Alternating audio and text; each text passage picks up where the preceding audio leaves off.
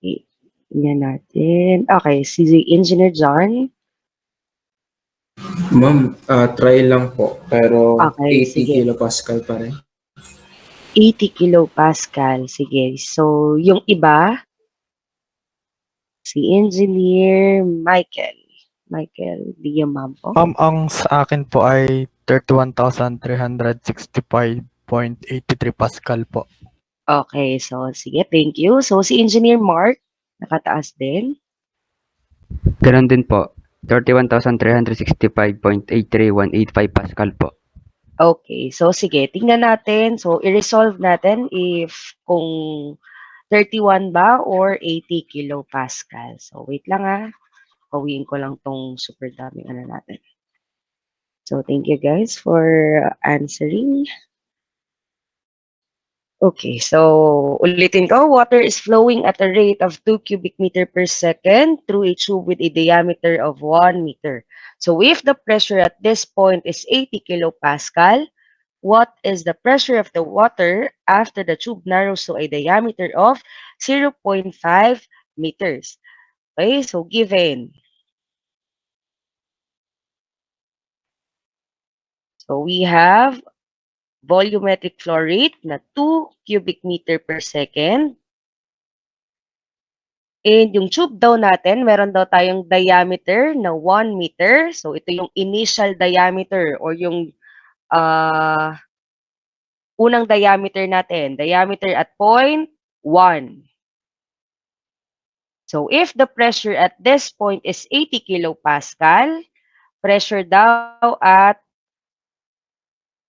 point 1 ay 80 kilopascal. So what is the pressure? So ang ating required or yung unknown sa problem is pressure ng water natin after na mag-reduce yung diameter natin into 0.5 meters. So ang ating diameter at point 2 is equal to 0.5 meters. So ang unknown, find the pressure at 0.5 meters or at point 2. Okay, so using Bernoulli's equation to solve this problem, so head form, we have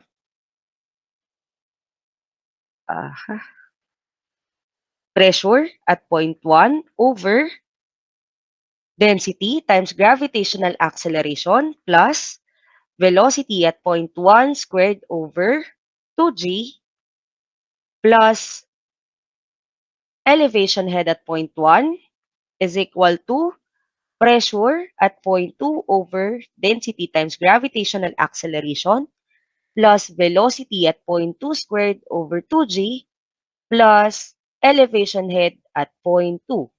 Okay? So dito, water ang pumasok. So meaning water din ang lalabas sa ating end tube or do sa diameter at 0.5 meters. So the problem statement doesn't tell us that the height changes. Okay? Hindi daw nagbago yung height. So sabi sa problem. So we can remove the last term on each side of the expression. So pwede nating i-remove yung elevation head natin na h at point 1 and h at point 2.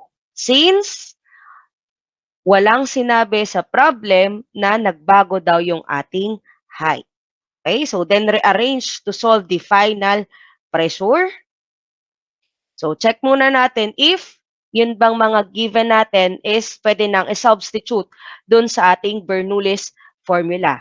So pressure at point 1, meron po. Given. Density. So ano bang density to? Ano ba yung fluid natin sa problem? So since ang nasa problem is water yung fluid natin, so ang gagamitin nating density all throughout is water density. So check na natin tong water densities. Gravitational acceleration is constant. Check. And velocity at point 1, wala po. Pero pwede po natin siyang makuha using continuity equation. Itong Q at yung diameter natin. Diameters at point 1 and diameters at point 2. So check. Check. Velocity at point 2, check na din natin. Pressure at point 2, ma'am, yan po yung unknown natin sa problem. Okay, so ito yung unknown. So bago natin i-substitute yung given values, so computein muna natin yung mga velocities or velocity at point 1 and velocity at point 2. So velocity at point 1 using continuity equation which is Q is equal to area times velocity. So di ba Q1 or Q inlet is equal to Q outlet. So kung anong pumasok na volumetric flow rate sa ating pipe, yun din yung lalabas na volumetric flow rate. So, equal lang siya. So, nagbago lang siya sa kanyang velocity and sa kanyang area. Okay? So, Q. Uy, may guri-guri pa dito. Wait lang.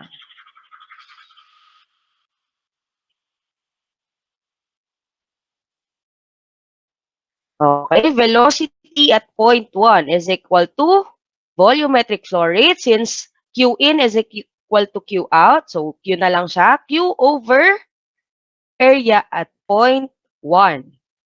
So, velocity at point 1 is equal to 2 cubic meter per second over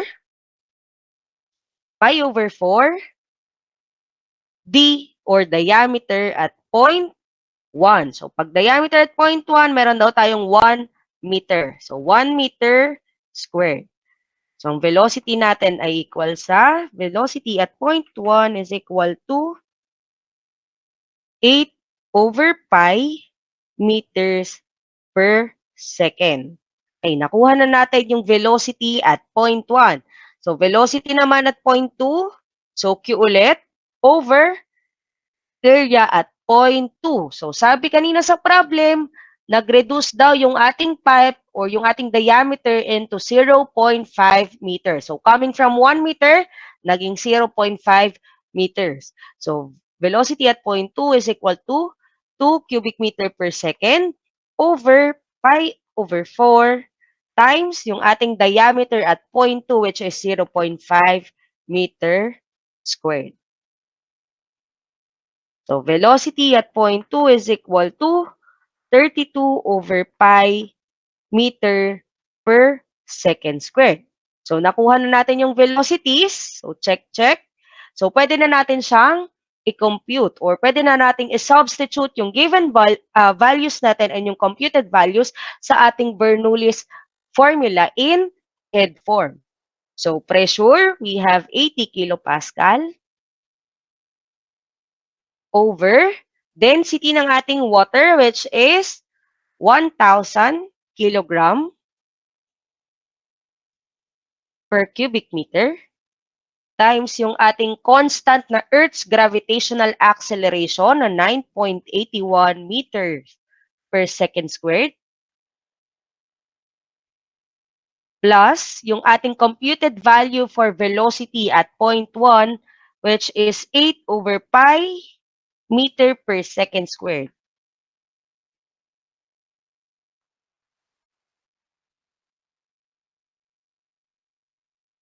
Over 2 times Earth's gravitational acceleration, 9.81 meters per second squared, is equal to pressure at point 2. So, yun po yung unknown over the density, 1,000 kilogram per cubic meter times 9.81 meters per second squared.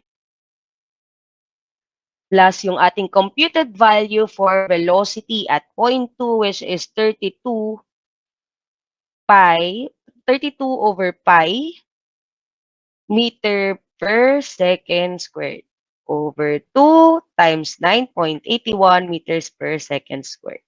Okay. So, shift solve. So, i-compute nyo. Solve for P or pressure at point 2. So, makakakuha kayo ng pressure at point 2 which is 32,324 Pascal. Okay, so resolve nyo na lang or i-calculate nyo. Baka mamaya mali si ma'am ng pagka-calculate. Okay, baka may mali akong napindot. So, dapat may dala din kayong calculate habang tayo ay nagpa-problem solving.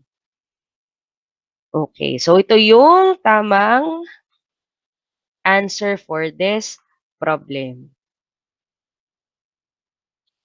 Okay, may questions ba? Clarification for problem number 1?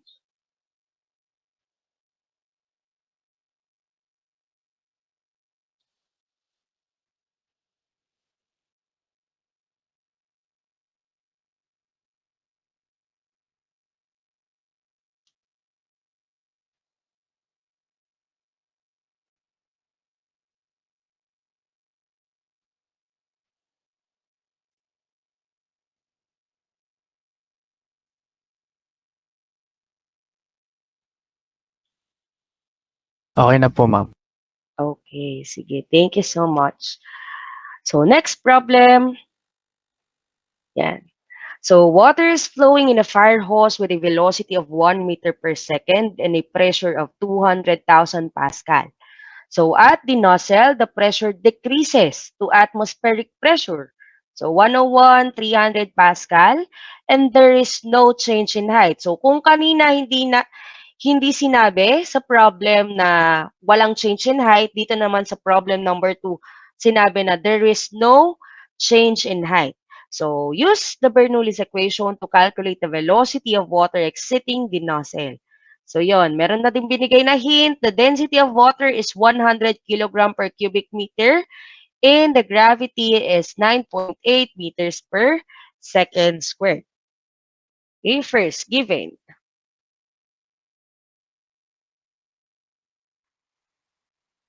We have velocity at point 1 meter per second, pressure at point 1 at 200,000 Pascal. So, nag-decrease daw ng pressure to atmospheric pressure.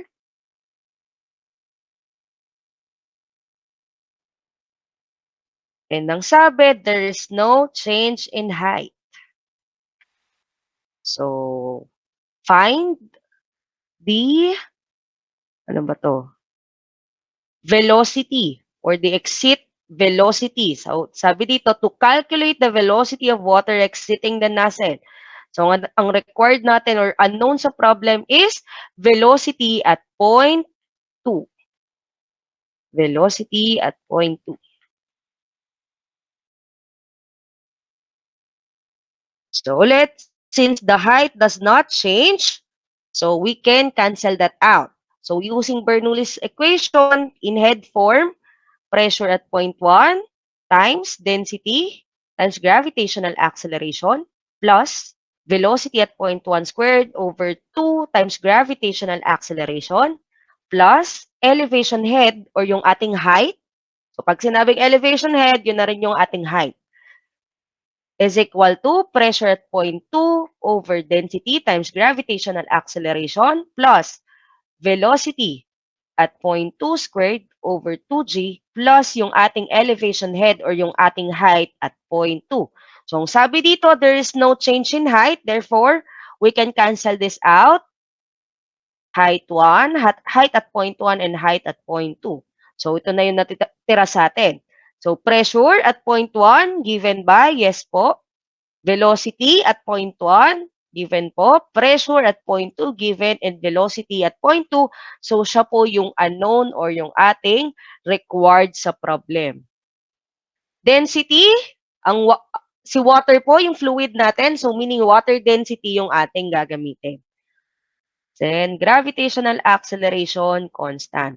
So, pwede na nating i-substitute yung given values sa ating Bernoulli's equation since given naman lahat yung ating values. Hindi na kailangan nating mag-compute ng velocities dahil naka-state na naman sa problem na ang velocity at point 1 ay 1 meter per second and yung isang velocity is yun yung ating required or yung ating unknown sa problem.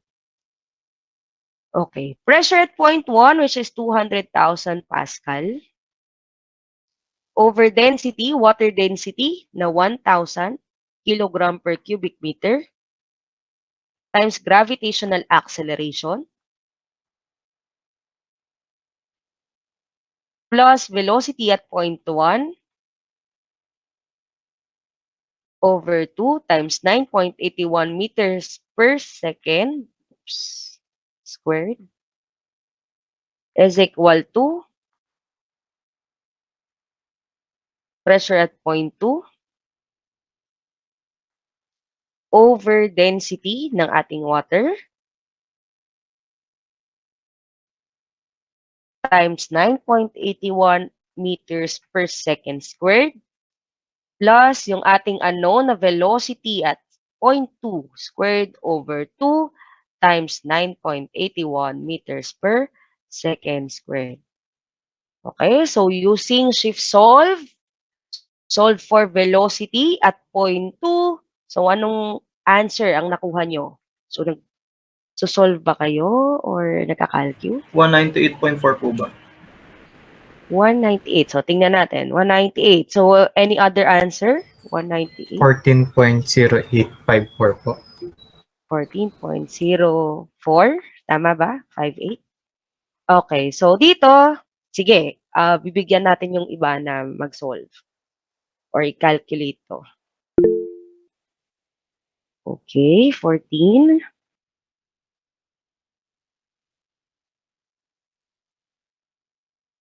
So, double check nyo. Baka may nagkamali kayo ng pindot sa calcu. So, yun yung common mistake ha. So, kailangan i-double check nyo lagi. Kasi kahit gantong kadali na ilalagay nyo lang yung given values sa formula, may ilan na nakakalimutan yung squared or nakakalimutan i-times 2. Okay, so yun. Tama na 14.0458 yung ating answer. Okay, so double check mo dun sa nagsagot kanina if baka may mali ka lang na napindot sa calcu. So 14.05 meters per second.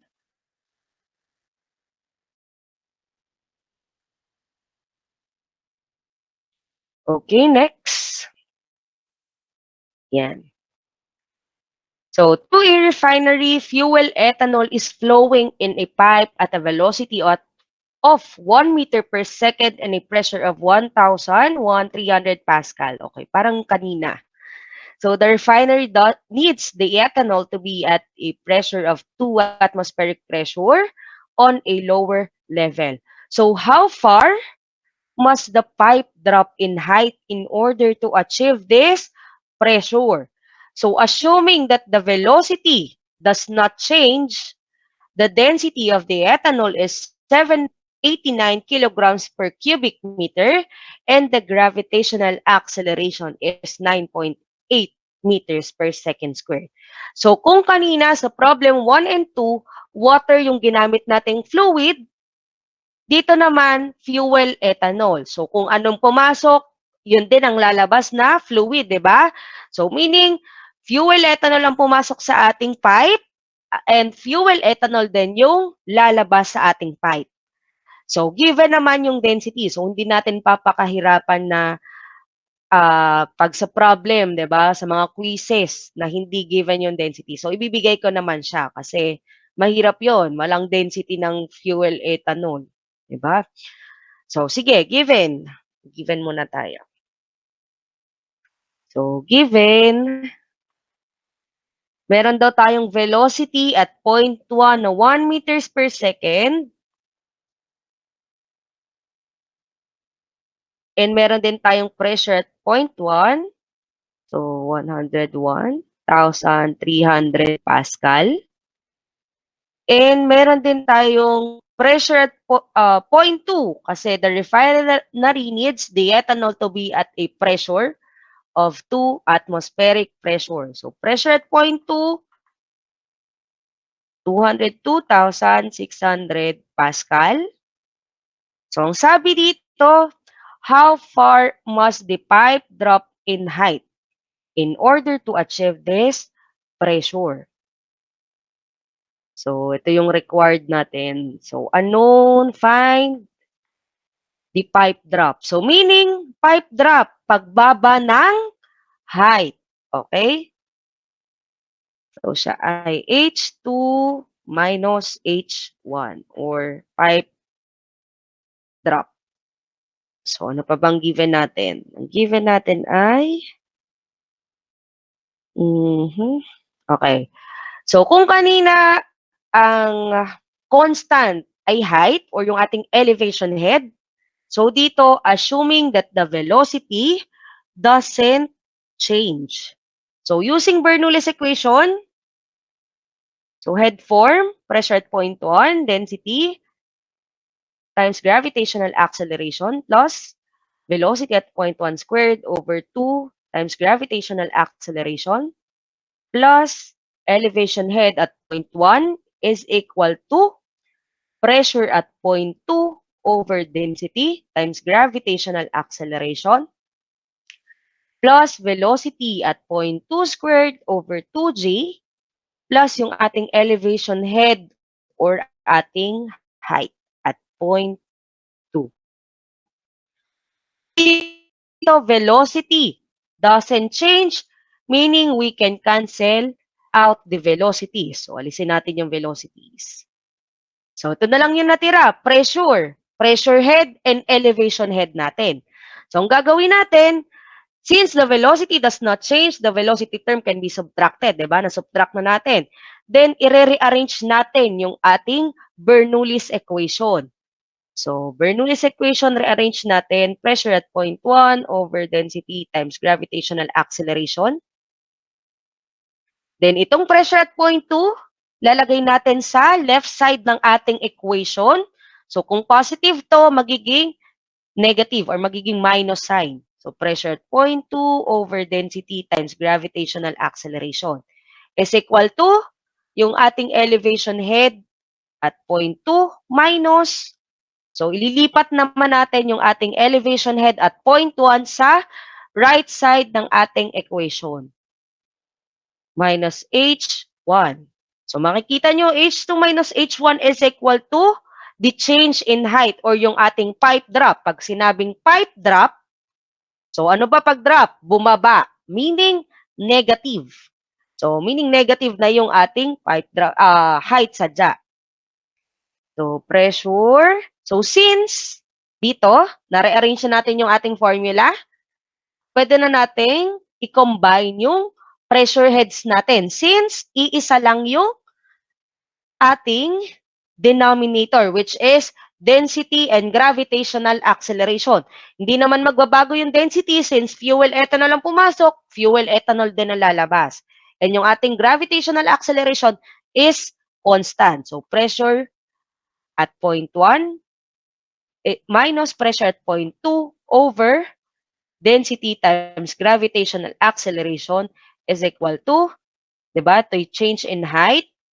So, H2 pa rin siya minus H1. So, tingnan natin. Pressure at point 1, given po. Pressure at point 2, given. Density, given din sa problem, gravitational acceleration. And yung ating H2 and H1, which is itong ating change in height. So, ito po yung ating unknown sa problem. So, pressure at point 1 minus pressure at point 2 over yung ating density na 789 kilograms per cubic meter times yung ating gravitational acceleration na 9.81 meters per second squared is equal to change in height or H2 minus H1. So, anong answer nyo?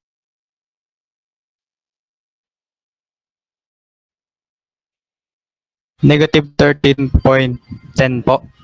Okay, so negative 13.10 meters. So, tama siya. Uy, napadabi ang M. So, thank you. Okay, any questions or clarifications dito sa problem number, ano ba to? Number 3 ba to? Maalala. Okay, sa problem number 3, any questions or clarifications?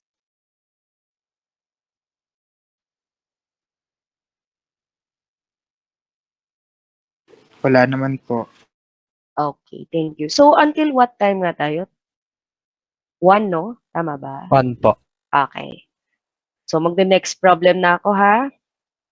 Okay, so for problem number 4, water flows through a horizontal pipe with a cross-sectional area of 4 meters squared at 5 meters per second with a pressure of 0.3 MPa at point A. At point B, the cross-sectional area is 2 meters squared. So what is the speed of the water at point B? And calculate the pressure at point B. So, di ba, ang dami. Okay. So, nandito naman nakalagay yung ating illustration for problem number 4. So, pero gawin muna natin ilagay muna natin yung mga given. So, given cross-sectional area at point 1. So, nakita nyo, nag-decrease siya ng area from 4 meters squared down to 2 meters squared. So, area at point 1 is equal to 4 meters squared. And, meron daw siyang velocity at point 1 din na 5 meters per second. And pressure daw at point A or at point 1 natin, so gawin na natin siyang point 1. So 0.3 MPa. Then, cross-sectional area is decreased to 2 meters per second. So area at point 2 is 2 meters per second. Then ang ating unknown or required sa problem is to find the velocity at point 2 and the pressure at point 2. So, alisin muna natin to.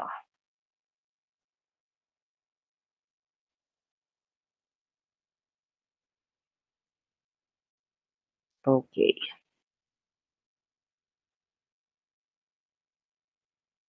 So, una, yung velocity at point 2. So, isipin nyo, meron pong given na area at point 1, meron pong given na velocity at point 1, and area at point 2.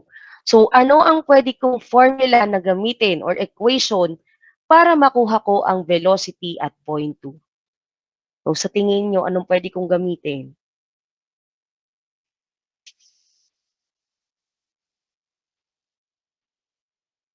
Continuity po. Okay, continuity equation.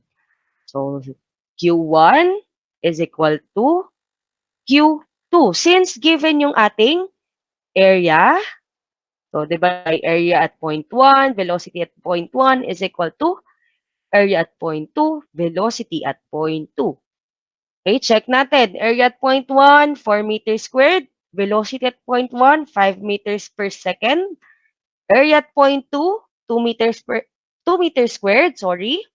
And velocity at point 2, so yun yung unknown.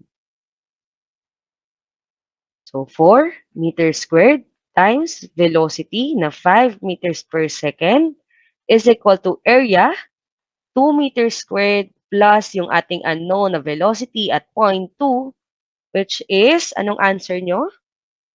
10 meter per second po.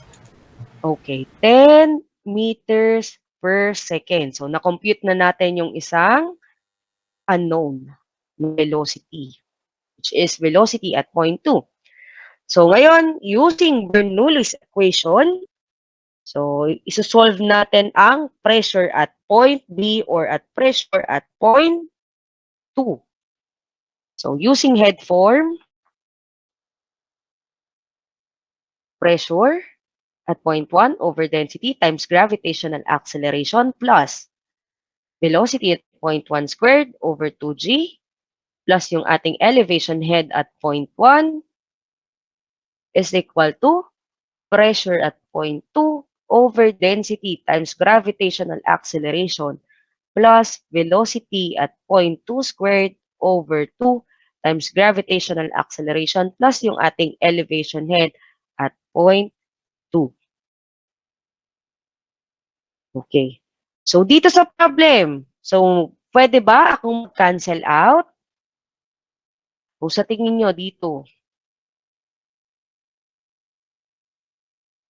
Pwede po. So, alin po Yes yung po, pwede kong pwede. i-cancel Height out? po. Okay, so height, tama. So, we can cancel out height since walang sinabi sa problem na nagbago daw po yung ating elevation head or yung ating height.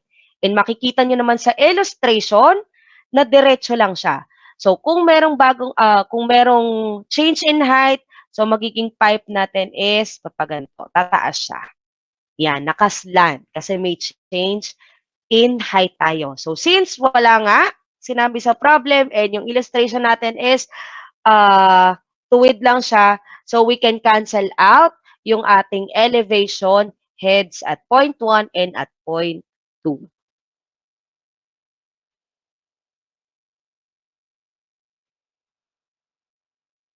Okay, pressure at point 1, so 0.3.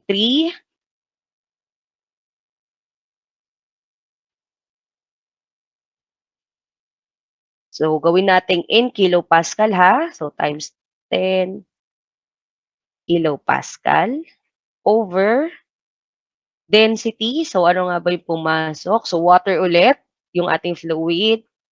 So, 1,000 kilogram per cubic meter times 9.81 meters per second squared plus yung ating velocity at point 1 which is 5 meters per second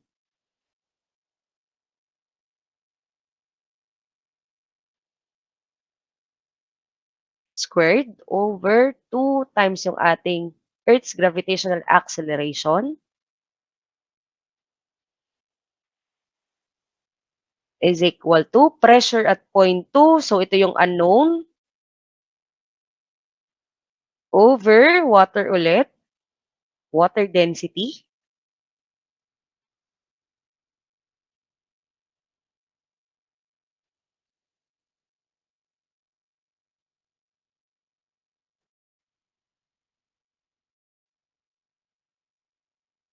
Plus yung ating computed na velocity at point 2, which is 10 meters per second squared over 2 times 9.81 meters per second squared.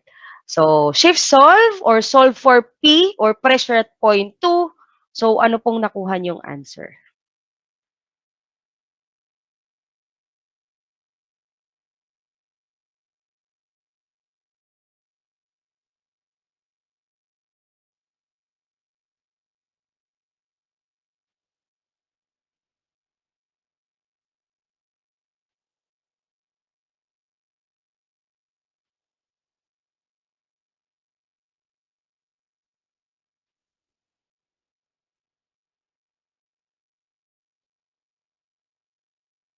Negative 37,200 po. Negative 37,200. Tama ba? Ito ba yung sabi mo? Kilopascal po. Okay. Yes po, ma'am. So, ito yung na-solve nyo? Okay, bakit iba yung sa akin? Ano ba mali?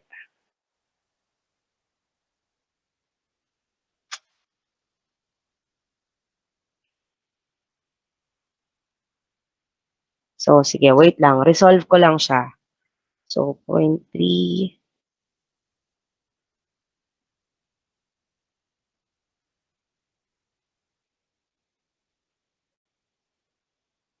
Okay, any other answer?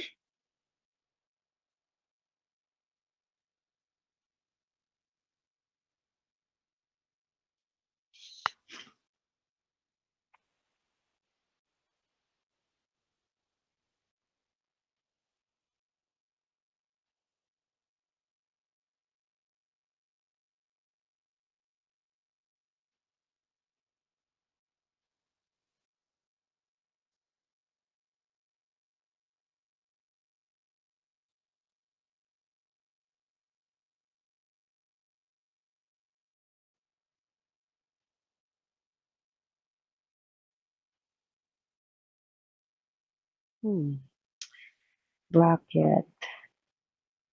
So, wala bang nakuha ng 0.2625 times 10 raised to 3 kilopascal.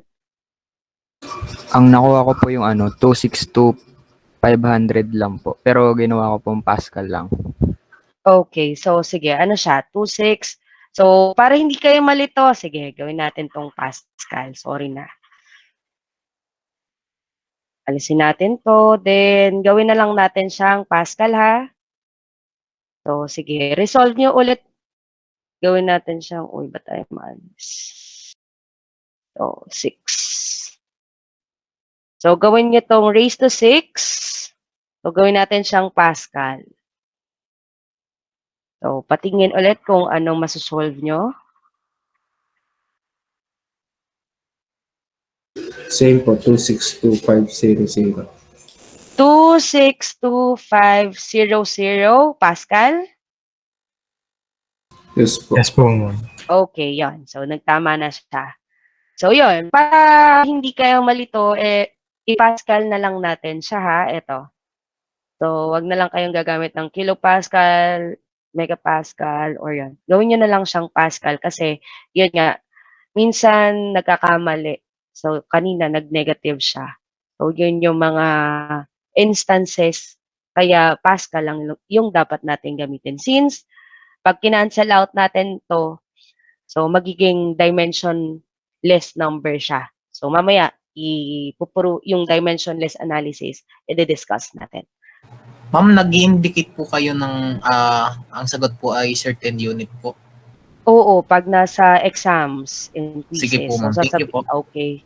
So, yun. Yung isa din, yung nagtanong kanina, so, tama naman na Pascal, yung sagot niya. Tama yung Pascal, ha? Pero ang sabi ko, itong unit na to, dapat naka-unit na to. So, yun. Syempre, sa board exam, halimbawa, kilogram, 10 pounds. Tama yung sagot mo sa kilogram, pero ang hinahanap sa problem is pounds. So, anong gagawin ng ating checker? Diba? Ang gagawin niya, hahanapin lang yung pounds na may unit, hahanapin niya yung may unit na pounds. So, kung wala siya nakita, though tama yung kilograms mo, hindi nga lang siya naka-pounds, mamalian pa rin niya. So, ganun din sa exams natin.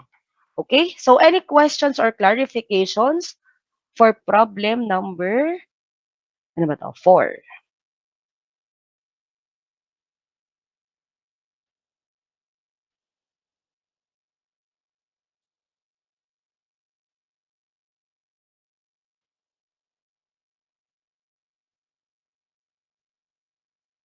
Okay na po, ma'am. Thank you po.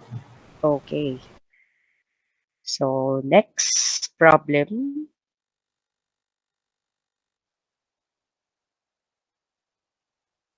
Yan. So, water flows through a pipe of constant radius is equal to 10 cm. So, 10 cm ba to? Okay. With a speed of 4 meters per second and a pressure of 250 kilopascal. So, find the speed at the outlet and mention which is conservation law is used in this calculation. What is the pressure at point B? So, given, itong conservation law na sinasabi is yung Bernoulli's equation natin.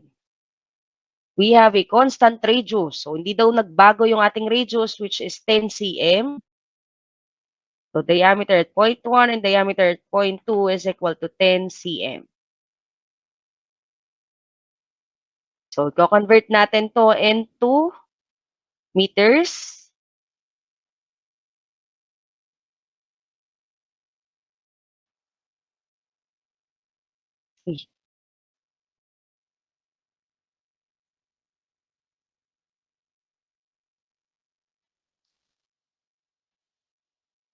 Then, yung ating speed at point 1 is equal to 4 meters per second and pressure at point 1 na 250 kilopascal.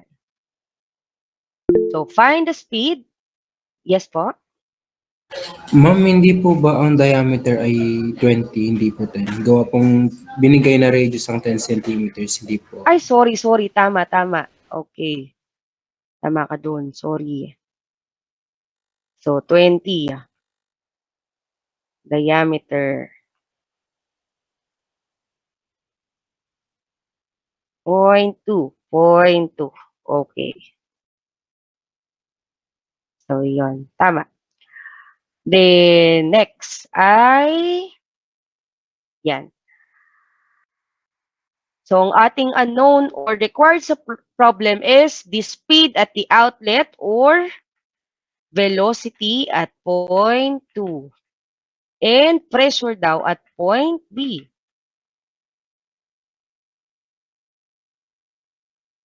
Oops.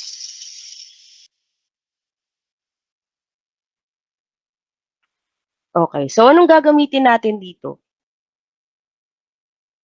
Continuity equation na po ulit.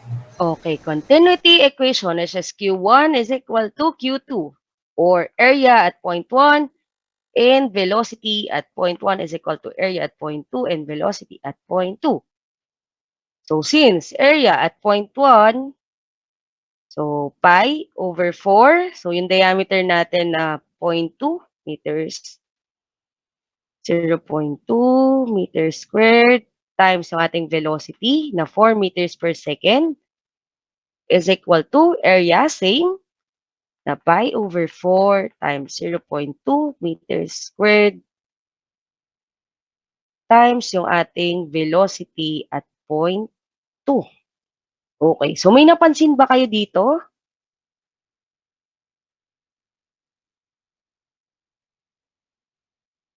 May napansin ba kayo sa problem natin na same?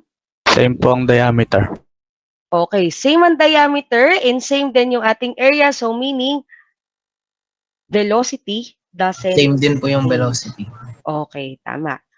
So, cancel, cancel. So, meaning, ang velocity at point 2 natin is 4 meters din. Ay, sorry, squared. Ba't in-squared ko siya? Yan. So, dito daw sa problem, velocity 1 is equal to velocity 2. Since ang radius natin is constant. So, sige, nakuha na natin yung speed at the outlet.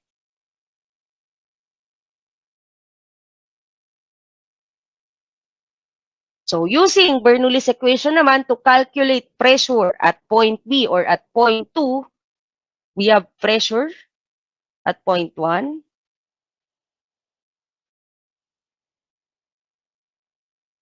over density times gravitational acceleration plus velocity at point 1 squared over 2g plus elevation head is equal to pressure at point 2 over density times gravitational acceleration plus velocity squared over raised to 2 over 2g plus yung ating elevation head at point 2. So, since na-determine natin na ang velocity doesn't change, so meaning we can cancel this out. So, yung ating velocity heads.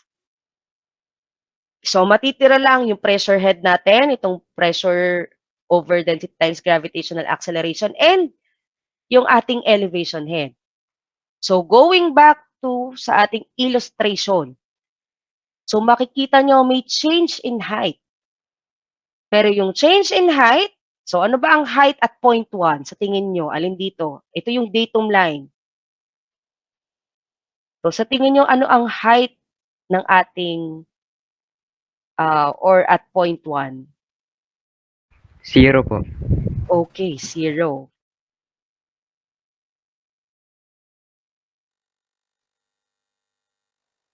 So, ito ay 0. And at yung height natin at point 2, so nakita nyo, ito yung datum line natin. So, siya ay 10 meters above yung ating pipe. So, tingnan natin. Double check muna pala natin if yung other givens ay pwede na nating i-substitute sa ating problem. So, pressure at point 1, check. Densities and gravitational acceleration. Pressure at point 2, yung unknown. And yung ating height at point 2, given siya na 10 meters. So, pressure at point 1, 250 kPa, or sorry, tayo mag-kPa.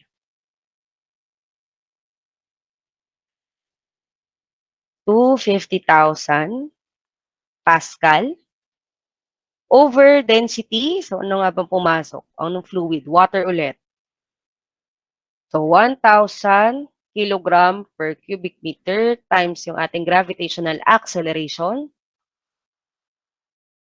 plus yung ating elevation head since ito yung datum line. So, at point B, 0 siya. 0 meters, 0 meter is equal to pressure at point 2. So, ito yung unknown over density times gravitational acceleration plus yung ating elevation head or yung height natin at point 2 na 10 meters.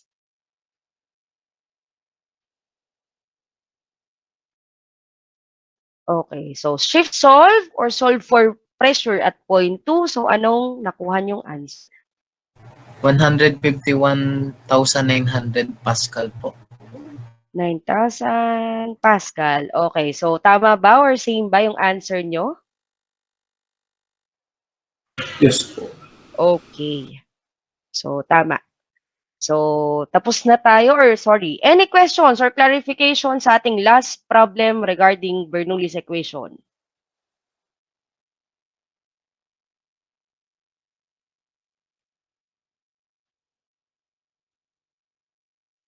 Okay na po, ma'am. Thank you po. Okay. So, yun. Tinapos natin yung Bernoulli's continuity and Bernoulli's. Then, sige. Break or bio break tayo until 12:40. Okay? 10 minutes bio break. Then, balik kayo ng 12:40. Then, discuss natin yung classification of fluid map and yung ating dimensional analysis. Okay? Bio break for 10 minutes. So, para bukas, asynchronous na lang tayo. Okay? Be back at 12:40 p.m.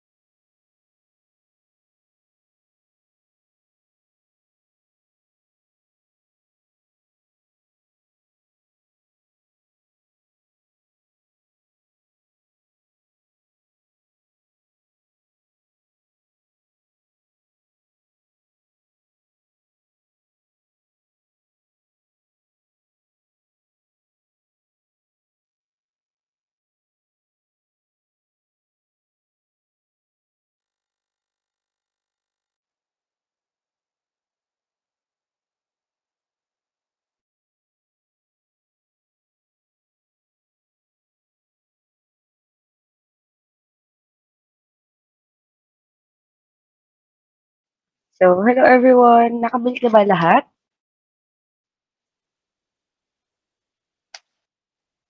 Dito na po. Okay.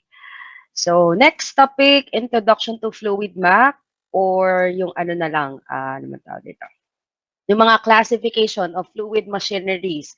So, kung kanina, recap tayo, continuity equation, properties of fluid, types of fluids, in yung Bernoulli's equation. So, ngayon, mag-start na tayo ng introduction sa fluid map mismo. Okay. So, fluid machineries involves a collection of blades, bucket, flow channels, or passages arranged around an axis of rotation to form a rotor. So, the basic operating principles are the same whether the fluid is a liquid or a gas. So, this module includes discussion of the classification of fluid machineries. So, napauna yung ating principles of fluid flow and yung next is dimensional analysis. So, next, fluid machineries are mechanical devices that either extract energy from a fluid. So, pag sinabing extract energy from a fluid, kasi yun ay turbine. So, bakit? Kasi si fluid ang nagbibigay energy or nagpapaikot sa blades ni turbine. So, kaya sinasabi na mechanical devices that either extract energy from a fluid. So, siya ay turbine. Or add energy to a fluid. So, pump naman siya. So, di ba, may mechanism tayo ng pump. Pag pinump mo, biglang tataas si water. So, yun naman yung, si water naman yung gumagalaw. Okay? So, as a result of the dynamic interaction between the device and the fluid. So, the fluid used can be either a gas or a liquid. So, ito yung mga examples ng fluid machineries, turbines, pumps, compressors, fans, blowers. So, itong limang to, yung ating i-discuss. So, isa-isa, tigigisa silang module. So, i-discuss natin kung ang different pumps, different type ng turbines. So, yun. Yan. So, ito yung brief overview lang ng ating mga fluid map. So, turbines are machines that use fluid currents to speed blades and generate power or thrust. So, next, pump. So, si pump is machine transferring mechanical energy of rotor to the energy of the fluid when it uses fluid. So, ang basic example dito is yung hand pump or yung bicycle pump. Next one, si compressors. So, it is a machine where the main objective is to increase the static pressure of a gas. Okay? Or the difference between pump and compressor kasi parang same lang, 'di ba? So the main action of pump, so sa pump tayo is to pressurize and transport liquids. So pero si compressors and pumps, so may similarity sila. They both increase the pressure on a fluid and both can transport the fluid through a pipe. So the main distinction is that the focus of a compressor or sa compressor natin is to change the density or the volume of the fluid. So makikita nyo dito sa under ng compressor, yung GIF, so makikita nyo meron siyang change in volume. Okay? So yun yung sinasabi na main distinction between pump and compressor. So si pump, di naman nag-change yung ano niya, ng volume, di ba? So, yun nga. Because gases are compressible while liquids are relatively incompressible. So, compressors are rarely used for liquids. Okay? Fans and blowers. So, parehas lang to. Mas malakas lang yung blowers, di ba? So, mainly cause a high flow of gas and hence utilize the mechanical energy of the rotor to increase mostly the kinetic energy of the fluid. So, in these machines, the change in static pressure is quite small. So, same lang yung fans and blowers. So, pero mas malakas kasi si blowers, 'di ba? So katulad nun yung ating hair blowers. So mas malakas yung buga ng hangin ay mas mabilis din yung kanyang speed. So itong apat na to, so later or sa banda-banda dyan, isang araw yan na yung i-discuss natin. So different modules sila. Oops, tama ba? Okay. So, classification of fluid machineries. So, there are 3 classification. So, ang una, classification based on direction of energy conversion. Second one is classification based on principle of operation. Third one is classification based on fluid use. Okay, so punta muna tayo sa classification based on direction of energy conversion. Dito muna sa una. Yan.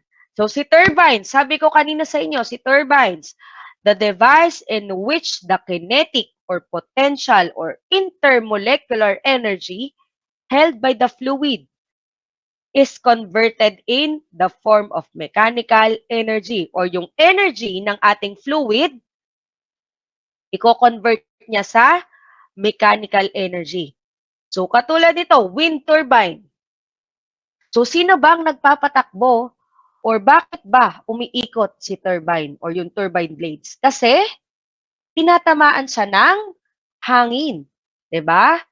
So, humahangin, kaya napapaikot si turbine, which is, pag napaikot mo, nagja-generate tayo or nagpo-produce tayo ng electricity. So, yun yung tinatawag na based on direction of energy. So, fluids energy or yung ating wind energy,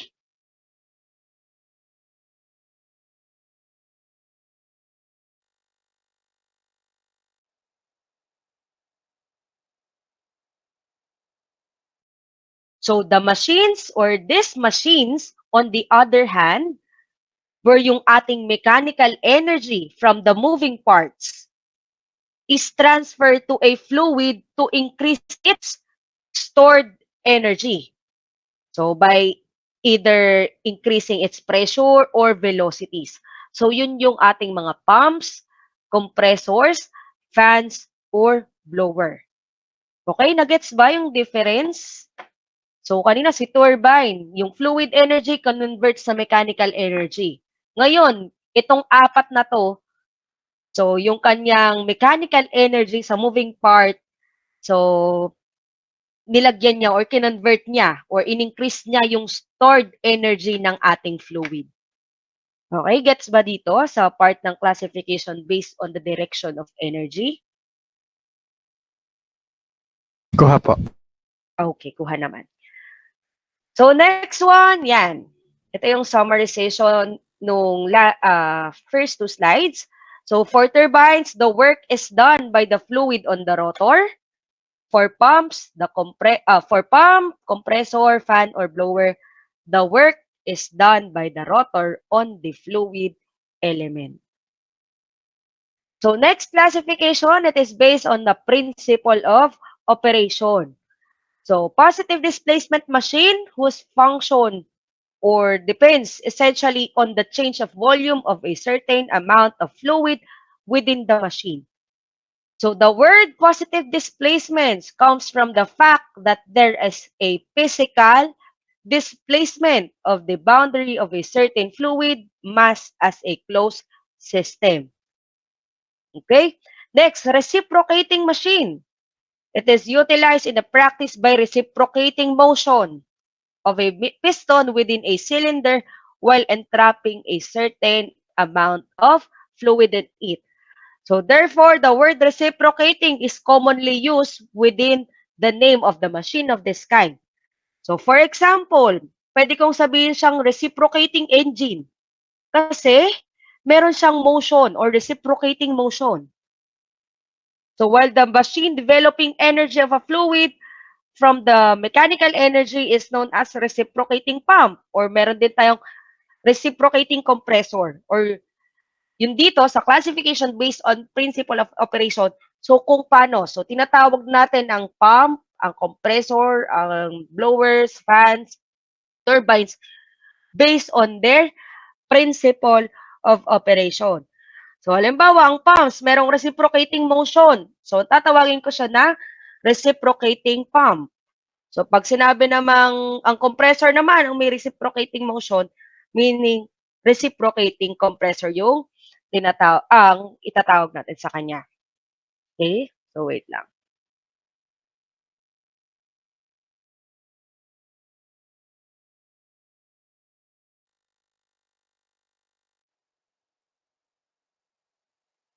Okay. So, next, axial flow. So, ang main direction nito, so pag makikita nyo or internally, kasi syempre, pumps, hindi nyo naman makikita if ano ba siya, axial or radial flow. So, axial flow machine, so the main direction of flow in the rotor is axial. Pag sinabi namang radial flow machine, the main direction of flow in the rotor is radial. Or meron din tayo radial flow turbines, which is the flow is towards the center of the rotor. Or sometimes referred to as radially inward flow machine. So, pag pumps and compressors naman, magkaiba ang radial flow ng turbine sa radial flow ng pumps and compressor. Sa radial flow ng pumps and compressor, the flow is away from the center. Okay? Or radially outward flow machine. Okay? Away siya sa center. Or papunta sa external. Papunta sa outward yung kanyang flow. So, yun yung based on principle of operation. So, there are examples of radial and axial flow machines. So, yan. Magkaiba yung sa turbine. So, syempre, magkakaiba siya. Francis turbine, sinasabi radial flow siya. So, meaning towards the center, papunta sa center ng rotor natin. So, pag sinabing radial flow, so, sa centrifugal pumps and compressors, so, radial flow ang tawag sa kanya. So, axial flow, so, pwede siyang Kaplan turbines or axial flow turbines and yung axial flow compressor. So, pag axial flow or radially outward flow machine or axial flow machine. So, yan. So, ito, so, yung classifications, so, makikita nyo, axial, radial, and mixed flow. So, pag sinabing mixed flow, so, it is half axial and half, or partially axial and partially radial flow. So, pag pumps, so yan na, pumps, compressors, turbines na yung ating discussion. So, i-ano natin siya. I-discuss ulit natin siya. So, it is brief overview lang since 12:55 na pala. So, last one is classification based on the fluid use. So, simple lang, di ba? Coming from the word itself, based on fluid use. So, the fluid machine use either liquid or gas as the working fluid depending upon the purpose. So, pag sinabing or pag ang gamit na fluid is liquid, so tinatawag natin siyang water turbines or hydraulic turbines. Or if turbines handling gases in practical fields depending upon whether they use steam, gas, or air, or kahit ano man yan, so tinatawag din natin siyang steam turbine or pwede din gas turbine or pwede din siyang air turbine.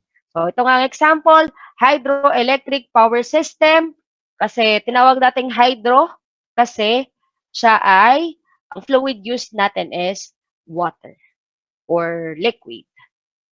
So, next, dimensional analysis. So, since 4 minutes na lang and hindi kaya to ng 4 minutes, so, pwede nyo siyang i-panoorin. So, meron naman ditong video para mas madali na maintindihan nyo. So, if may questions kayo or clarifications, pwede nyo akong i-message about dito sa dimensional analysis. Or simply, ang dimensional analysis is used to keep the required experimental studies to a minimum. So, for example, meron akong experiment na pag sinabing gagamitin natin yung sa lab equipments, 10 years. Ngayon, itong dimensional analysis, magda-down lang tayo or yung experiment natin down to 2.5 years or 1 year lang. Okay? Yung cost natin, yung years of experimenting, so mare-reduce yan. Or simply, 'di ba? It is necessary to have a basic understanding of dimensions and units in order to answer the mathematical issues involving physical quantities. Siyempre, pag dimensional analysis, halimbawa, mass. Ang anong unit ng mass? Kilogram. Tapos mamaya, ang na-solve mo sa problem ay ano ba? In inches. So, mali na yun kasi mas yung tinatanong, bakit naka-inches ka? So, yun yung tinatawag na dimensional analysis or to solve mathematical problems quickly and essentially to maintain the same units, parehas na units of measurement. So, yun lang yung dimensional analysis. Okay, so I'll i-upload ko yung mga PowerPoints na ginamit natin today. Then, yon. Tomorrow, asynchronous tayo. So, siguro magbibigay ako ng problem set. So, tingnan natin, maximum na yun ng 5 problems. Then, ang pasa naman nun is next week na, sa Sabado, next Saturday. Then, ang gawin nyo na lang sa mismong class natin is panoorin nyo yung 10 minutes video yung nandun.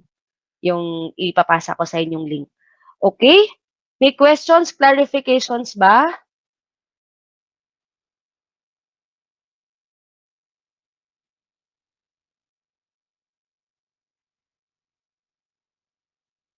Wala po naman po, ma'am. Okay, so kung okay, thank you. So kung wala ng questions,